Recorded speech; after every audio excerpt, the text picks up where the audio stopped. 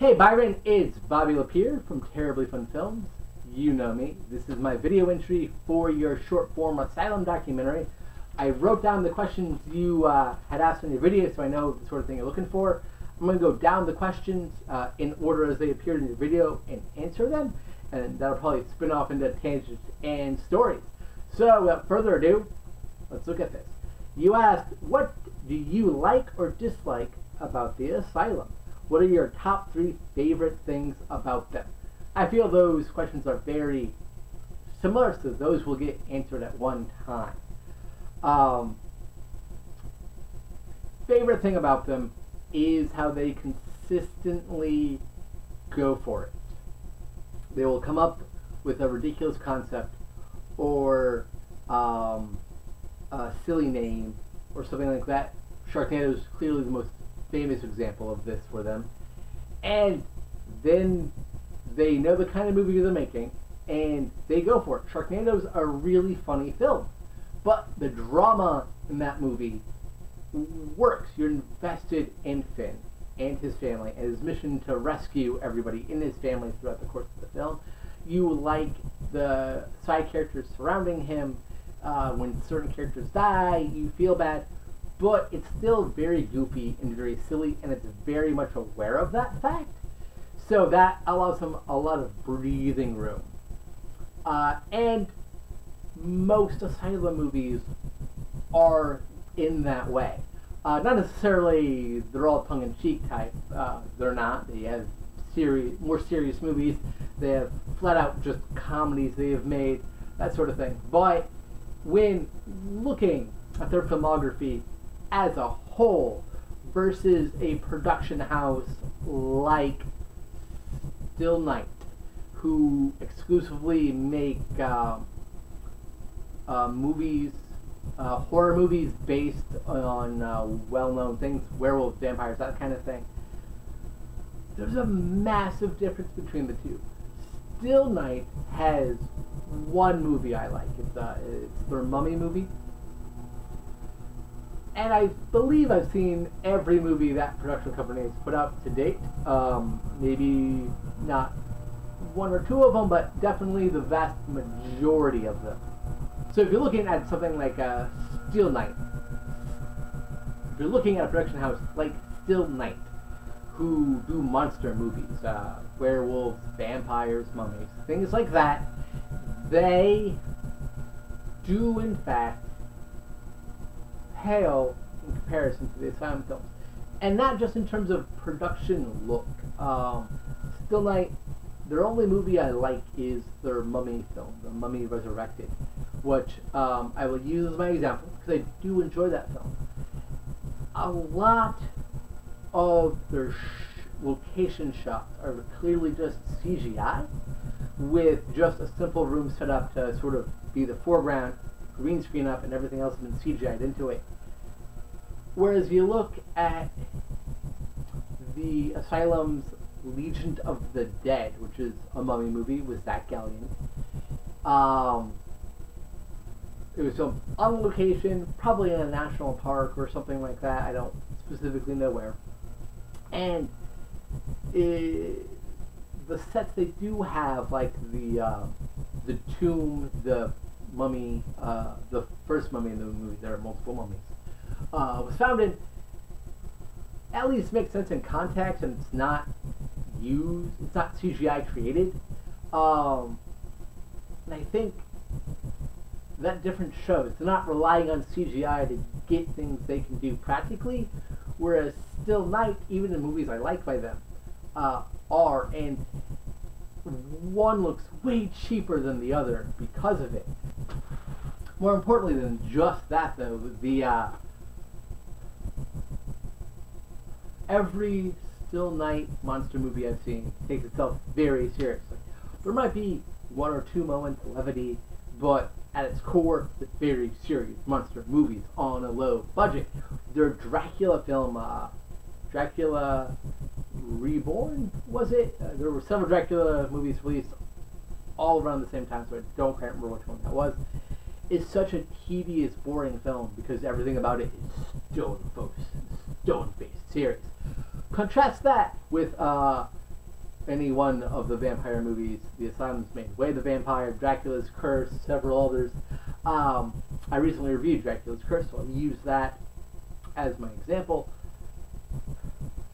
There's so much world building going on, and there's a character exclusively devoted to being funny and bringing levity into the situations. There are quips and there are one-liners, and basically they play to their audience, but they don't just let one genre or one defining trait go throughout their films. There are exceptions, of course. Sometimes it's a lack of forethought or ambition that will bring them down. So, what do I dislike about the Asylum? I dislike that. The Almighty Thor was their first superhero film, and to date really is their only superhero film. And it's boring, and it doesn't do anything interesting or creative with the character. They give Thor Uzis. And that's just lazy. I get it actually fits within the Asylum's aesthetic and overall schema of what else they have done by that point for them to bring the character to life using guns. But ever since I discovered the Asylum, I've been wanting them to do a superhero movie. You can do invulnerability and super strength very cheaply, and instead you gave me a god with a stupid haircut running around with Uzis for no apparent reason. Like, I'm still not sure in context of the movie why he had to give up his main weapon. It's confusing. And that ties into the thing of they don't have a lot of time to make their movies. The movies have quick turnaround time, from inception to writing to pre-production, production, post-production, release is at best probably 3 or 4 months for any title that isn't Sharknado. And that's a, or used to be, now that they have a TV show and stuff, C Nation, I'm not quite sure how that has reconfigured their setup, of course, but I know for a fact it used to be that quick for them. And that does lead to some things not being very well thought out, or in some cases, just not finished. Just brought up the Almighty Thor, but last year they released 2 animated movies called Izzy's Way Home, their first animated movie, and then Trollland, their second animated movie. Izzy's Way Home came out in like May, I think. Trollland came out in October. I bought Trollland, if not the day of it release, then the week of release at the very least, and came home and watched it because it's an Asylum movie and I just buy those all the time. I haven't reviewed it yet for my channel because I don't think it's finished. And I'm not kidding. It's not just bad, like I've reviewed Almighty Thor. That movie's finished and simply what is the kind of movie everybody who doesn't like the Asylum or doesn't get the Asylum, imagine Asylum films being, without looking further into it, like in Dracula's Curse, and all the world building and all the ancient languages and everything that pops up in that film.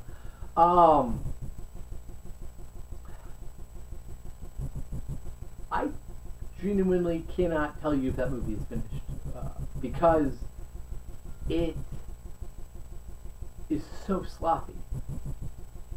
It's weird. And I get it. Even if they do have a little bit longer than the, 3 to 4 months I laid out earlier, let's say it's now 6 months, especially for an animated movie, that's still not a lot of time. An animated movie on a budget, as all Asylum films are, definitely not a lot of time. I gave Izzy's Way Home leeway in being the first one. There were moments where characters were ghosting through other characters. Fins can't go through another fish's face. Some of the characters wound up sinking through the ocean floor for a scene or two.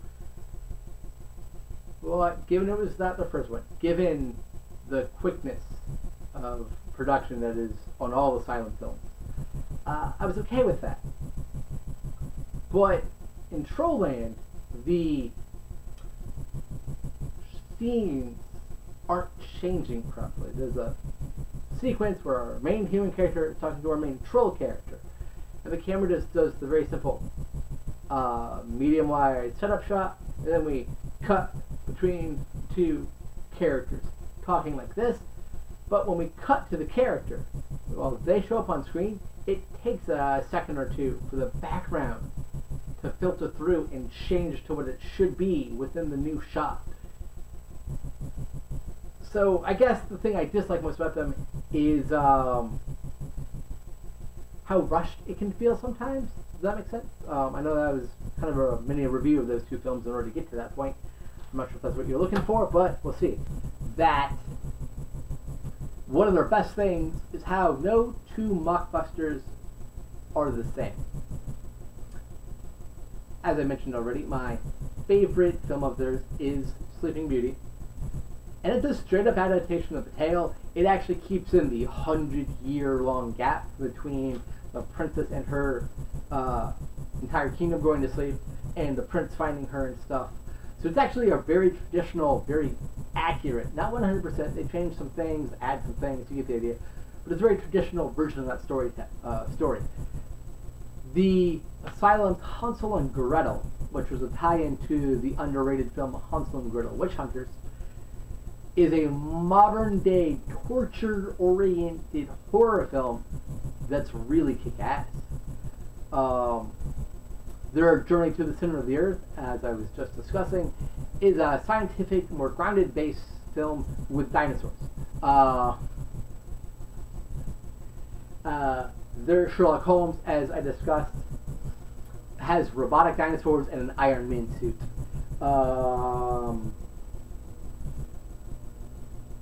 So yeah, their mockbusters range the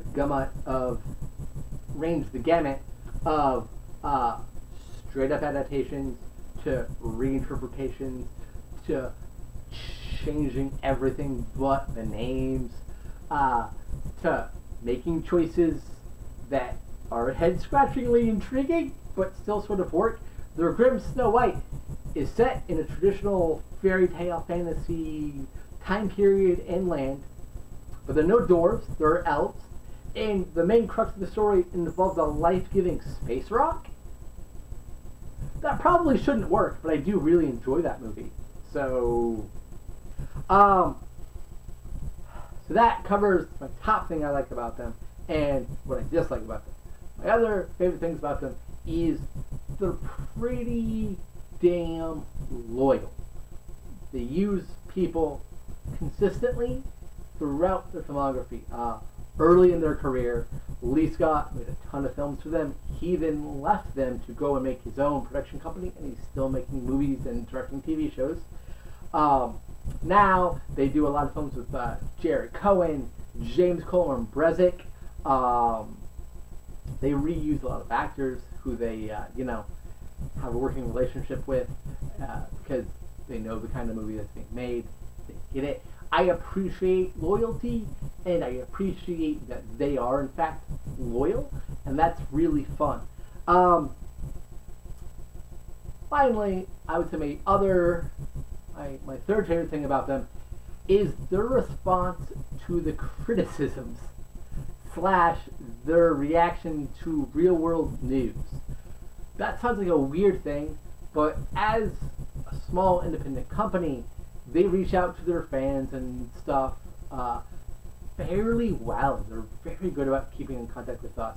When we say, hey, I just saw this movie, it was good, it was bad, whatever you may think of it. Like, oh, well, I'm glad you saw it, yada yada. I personally have been asked to seek out some of their movies to review. I know you have been retweeted and have had conversations with at least one of the founders of the Asylum, David Michael Latt.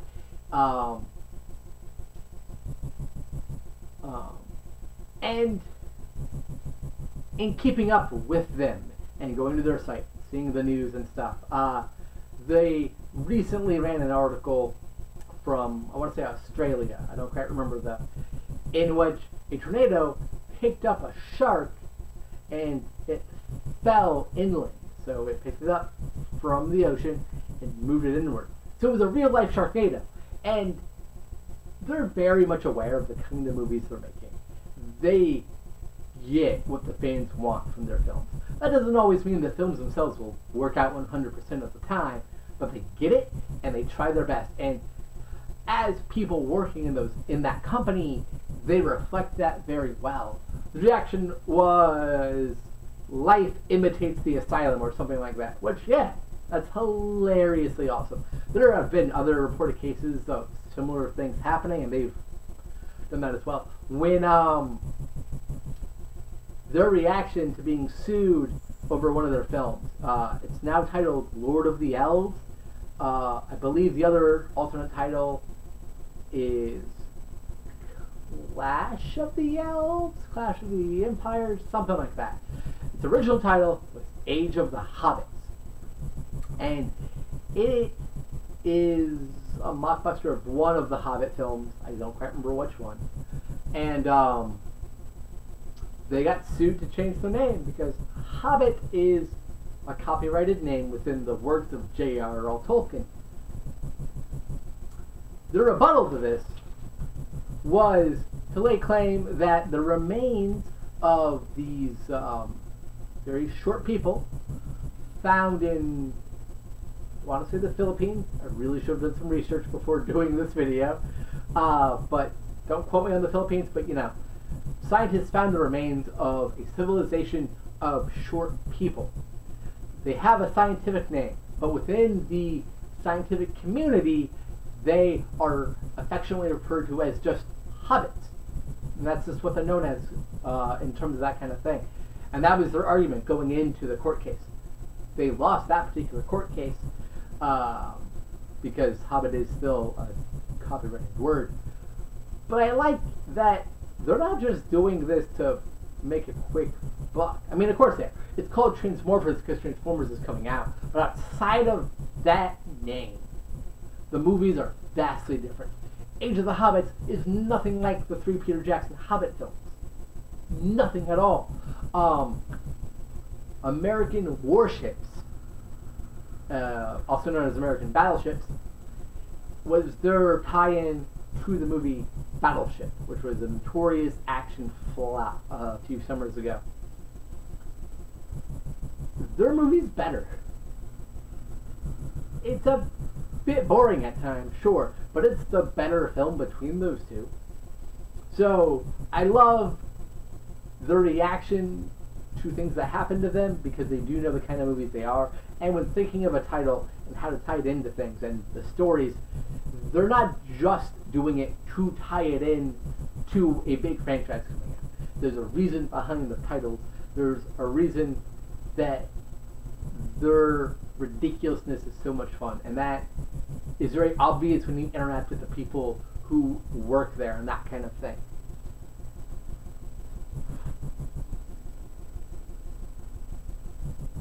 So I mentioned my two least favorite Asylum movies already in my story of what I dislike about them, which ties into what I like about them because, again, when you're on a budget and you're rushed, this is just how things go, right? So I don't fully blame them, but I'm always disappointed when I see a movie by them I don't really at least enjoy. I don't need to love everything they do, but when I see a movie I'm just like, I'm never going to rewatch that. That does break my heart a little bit. My top three favorite Asylum movies. This is going to be broken up into kind of two halves. Because you have early Asylum work and what I'll call modern Asylum work. Basically, between the years of 2009 and 2011, they really started amping up their game in terms of production value, sets, costumes, CGI, things like that. To where I feel it's completely unfair of me to try to compare King of the Lost World with Sharknado 4, for example, just to name one movie from the early era, one movie from the more modern era. Because the camera and technology available to them now is really different than when they started making their own films. So I'm going to give you 6 films broken down between these two eras, and I'm going to say it ends in 2010. Okay, so movies made 2009 backwards, and movies made 2010 forwards. To edit too much, there will be a little bit of editing because I just had to deal with a few things on that. Anyway, so my top 3 Asylum films from what I'm going to distinguish as the modern era. First one is Transformers. It's a Lee Scott film set in the future. Title's a mockbuster of Transformers. Other than that, they have nothing in common. And it's pretty kick-ass. The world building's awesome. The CGI is not that bad for Asylum at the time. And the gender politics and the civilization that the humans live in are really interesting and intriguing, and I really love it. Second is Alan Quatermain and the Temple of Skulls, based on the H.R. Rider Haggard character. What's his name? H.R. Rider Haggard? Whatever his name is. Character Alan Quatermain. This was a tie-in to Indiana Jones and the Kingdom of the Crystal Skull, and it's a pretty straightforward action-adventure movie. But adventure movies are my favorite genre, and I think this one works really well. It looks pretty decent. The cinematography is really nice. The costumes are solid. Acting's all right, and it's just a ton of fun, which is really what you go into these movies for. Anyway, so Alan Quatermain, and in terms of early era stuff, as I'm calling it, the final film in that regard would be third movie in terms of the early era stuff is their haunted house movie, Haunting of Winchester House, which, if I was strictly looking at the horror films, would definitely be one of their best. It's really well acted. It's very clever. Great scripting. Really awesome twist at the end. Great atmosphere building throughout, and I really love it. The modern era of this has several amazing films. Sherlock Holmes, Abraham Lincoln versus Zombies, that sort of thing. But top 3 Asylum films from this era, my favorite Asylum movie of all time is Sleeping Beauty, directed by Casper Van Dien, co-written by Casper Van Dien, shot in Bulgaria, I want to say. Might have been Romania, I forget. And is gorgeous and is amazing, and I know people who aren't huge fans of Asylum, of the Asylum filmography, generally speaking, that also like it. That says anything about it. I have reviewed the movie 3 times already, with an upcoming planned review with you yourself, Byron, and I've watched it. It's probably the Asylum movie I've seen the most often. I love it. Second is Zombies, which is basically Jurassic Park, but instead of dinosaurs, it's zombie animals at a wildlife conservatory. It's zombie animals at a wildlife conservation park. And it has redefined what they can do with special effects in a really interesting and exciting way. The special effects in that film are the best special effects they have created for any movie to date. On top of that, you have really good acting, strong score, really fun, engaging action sequences, and a clever script that does nod to its sort of Jurassic Park's origins and stuff, and it's just fucking delightful.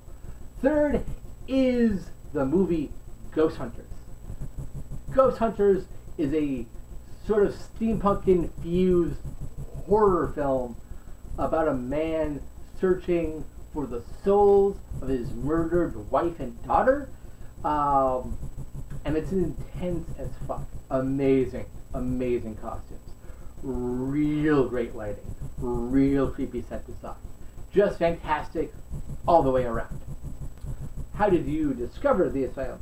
It was 2006. I was wandering around an FYE in the local mall where I lived at the time.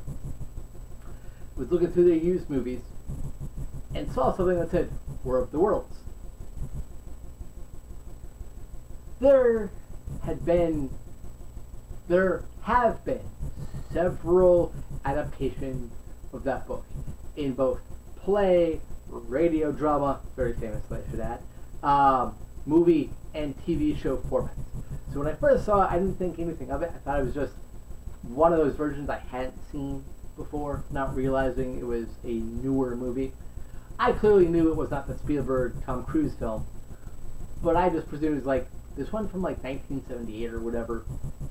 I was like, I'll just pass on that. Then I noticed who starred in it. Right up top, right here, it said C. Thomas Howell. I was like, oh, well, that's interesting.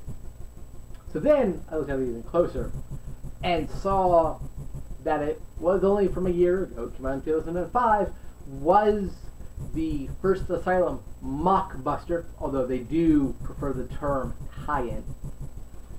And bought it along with a few other titles, but they weren't Asylum related. Went home, watched it, and I don't know if I'm in the minority on this or not, I found it to be a vastly superior movie to the Steven Spielberg directed one. Because I hate the Steven Spielberg directed one. I think it's a terrible movie. I really enjoyed this. It did have some flaws. There's some weird editing moments, and certain things are not made clear enough for some of the characterizations to properly work throughout the film. But again, knowing what it was, I didn't really know the Asylum, but you could tell based on who's in it, style of special effects, and that sort of thing, that it was low budget and stuff. I thought a great amount of effort was put into it, and I thought the enjoyment factor and what was good and worked about the film greatly outweighed the things that didn't. So I look on the back of the DVD box, and I'm just scrolling through who made this. I see the Asylum. Underneath the little logo in the little corner of the DVD box, they have the website. I go to the website. I start looking at the movies they've made and released. I'm like, oh, these all sound interesting. I go back to the FYE a few days later, and I start looking for some of them. I pick up a movie called, I would say it was Death Valley. That I watched that, really enjoyed that too. So I was like, okay, I'm gonna start looking out for these movies now. And that's how it happened. When I would go to Hollywood Video and buy, you know, their 3 for $10 used DVDs, or when I go to pawn shops, or wherever I would go to buy these titles, I'd be looking exclusively for things that said The Asylum. As it turns out, interestingly enough, I actually owned a pseudo Asylum movie for a long time. Asylum started out, not as a production house, but they were buying movies to distribute onto DVD. They were called Premiere Edition DVDs. Well, my drama teacher in high school was the editor on one of these films. During an after-school event, he showed us this movie of his called Fallout. In high school, I found a copy of that movie, and he signed it. I still have it. I can bust it out right now. And that's actually a movie they distributed, which I think is really humorous, but it's not one they actually produced. So that's a side story of interest note. Yeah, ever since then, I've been looking out for their stuff. And as I stated earlier, compared to other production houses in similar fields, genre stuff, low budget, quickly made things, they're superior to anything else I've encountered so far. Not to say other production houses, E1 films or anything like that, are bad, but the Asylum continually puts out things that are worth waiting for. Sometimes the movies might not be great. Sometimes the movies might not be finished. But I will look forward to every new Asylum film because I know I'll get something different, or at the very least interesting, out of it. Whereas if I'm watching Dark Space, which is a E1 film space release, it's a horror film in space. There's really nothing new to it. It's a decent little film. It's got solid special effects, solid acting. But there's nothing about the style, its tone, or its writing that suggests it's anything beyond that. In something like the Asylum's journey to the center of the earth, they create a whole world of scientists and people working on this project. Asylum does a really good job of making their worlds believable, no matter what ridiculous thing is going on, and that's worth looking out for. Opinion of common stigmas and criticisms about the Asylum.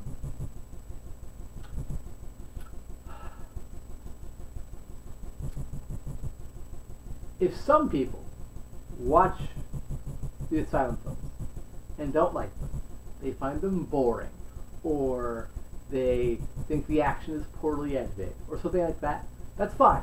They're not criticizing the low budget or anything like that. They're just saying this thing didn't work. Like I don't dislike Almighty Thor to dislike an Asylum movie. I dislike Almighty Thor because I know what the Asylum's capable of, and that's not it at all. So if somebody gives them a chance and watches their films and decides it's just not for them, or in this particular film the editing was bad, or whatever the case may be, then they are being fair, and I totally get it. However, most of the stigma and criticism, especially on the internet, stems from low budget, bad special effects, and plot lines that are so outrageous people cannot take them seriously. But that's the whole point. Much like how 80% of the internet has forgotten that the Adam West Batman TV show was never meant to be taken seriously, the Asylum is not meant to be taken seriously. Don't get me wrong there. Yes, they have movies in which their tone, their theme, and manners are very serious. Ghost Hunters, Haunting of Winchester House, 100 Million BC? Is that what that was called? Night of the Wild, a fairly serious film. Road Wars. They have movies that are serious. But that does not mean that Sharknado is a straight-faced idea, or that they don't wink at the camera. That's false. And I feel a lot of the criticism coming from people about the Asylum are folks who either haven't watched these movies to properly understand that, or believe that the Asylum is being serious when they announce a film like Sharknado, or Mega Shark versus Giant Octopus, or Five-Headed Shark Attack. That literally goes against the entire point of those films. They're not serious. They're these big, goofy creature features that are meant to be psychotic amounts of fun, harkening back to the 70s and 80s of when the B-movies really hit their stride, and VHS became a thing, and home video and all that. And that's what it's going back to. And on that front, it works really well. I would say most people on the internet who are just saying the Asylum sucks haven't seen their films, haven't given them a fair shot, and haven't taken into consideration that $1 million for the Asylum is a lot of money, whereas $1 million on, let's say, Captain America Civil War probably didn't cover the catering budget. The Asylum's place in the film industry as a whole, They are filling a void that has been lacking since production houses like Troma and Full Moon have really taken a step back in terms of the amount of content that they're making. People want the ridiculous. People enjoy the ridiculous. Movies and other entertainment venues, books, plays, TV, radio shows, podcasts that aren't based on reality, like something like Welcome to Night Vale, that kind of a podcast. They are avenues to explore something that you can't get in real life. And with Full Moon making about one movie a year now, and currently happily focusing on getting their older films onto Blu-ray, that niche isn't being fulfilled very well. And that sounds weird given the number of independent fan-made films or just independent movies you can find for free on YouTube legally by the people who created them just to get their names out there. But it doesn't work entirely. Because some of them are so choppy and awkward that they're just not watchable. And some of them just aren't getting their voices out there, or they're focused on such a niche audience that it doesn't appeal to that many people. It won't get an actual cult following beyond the subgroup that you made your movie for. The Asylum is filling in a void for people who want the ridiculous, who crave something beyond what the studios are giving it. And the studios can make perfectly awesome, amazing films. Just this year, we've gotten Get Out, Split, the Lego Batman film, all fantastic films. But I'll never see something as absurd as a tornado full of sharks in a movie released in theaters.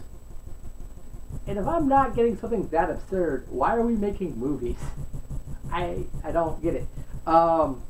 So their place in the film industry is they are filling a niche that people want to be filled. They are engaging with their customers so that their customers are aware that it's being filled. And they are trying their hand at family films. They've always been diversifying. They had several Christmas movies out. They have several kid-oriented films out. And they now have 3 animated movies out. And their last one is a musical and is actually pretty good. So they're diversifying and giving us something we haven't seen. Ooh, an animated musical. We've seen that. Not with Cannibal Cars, you haven't. Yeah, Cannibal Cars. Only in the Asylum movie. God bless them. And where do I feel the Asylum's going into the future? They're definitely already hitting up a lot of the streaming video on demand services. Low budget studios like this have always been quick to change. In the 80s, Full Moon embraced the VHS market before anybody else did, really. And that led them to being very, very successful in that regard. And that has led to the longest running independent franchise of all time, being the Puppet Master series. Asylum's in a similar boat where physical media is dying off, and therefore I can't go to a store and buy one of their latest releases. It's called Alien Convergence. I can, however, order a physical copy off of Amazon, but it is literally burned to order, or whatever they call that particular way. You order the movie, they burn it for you, sort of thing. But it's not a pre-bought, it's not a pre-made thing. But because they are focusing on streaming and video on demand, and because they do at this point have a very loyal fan base, and because they keep making films that are doing well within their respective demographics and expectations, I think they'll be around for a while longer. I do see them transitioning more into don't think of how to phrase it. I can see them in the next 10 years sort of branching out into different labels. So you have like the Asylum horror arm, the Asylum family arm, the Asylum comedy arm, things like that. They'd each produce 1 to 2 movies a year, presuming Z Nation or whatever other TV show is still on at the time. They would be filling in needs of their customers, specific genres at a time, but filling them all at once. Given how cheap digital cameras are becoming, given what I've seen them be able to do with special effects now, zombies, case in point, and given how well received these movies are becoming more and more, Ghost Hunters has been liked by several people, again, much like Sleeping Beauty, by people who don't usually like Asylum films. They are becoming more mainstream in a great, great way. And I, for one, cannot wait to see what else they have in store. I mean, outside of Sharknado 5 this year, we're getting another Mercenaries film. We're getting Empire of the Sharks, which I'm fairly certain is a sequel to Planet of the Sharks, but I'm not 100% on that. It's gonna be a cool, interesting year for them. I hope you got what you needed. I know it's a bit rambly at like an hour long. I also, some things were repeated, so just take what you need from this. I hope your project turns out well. Take care, dude.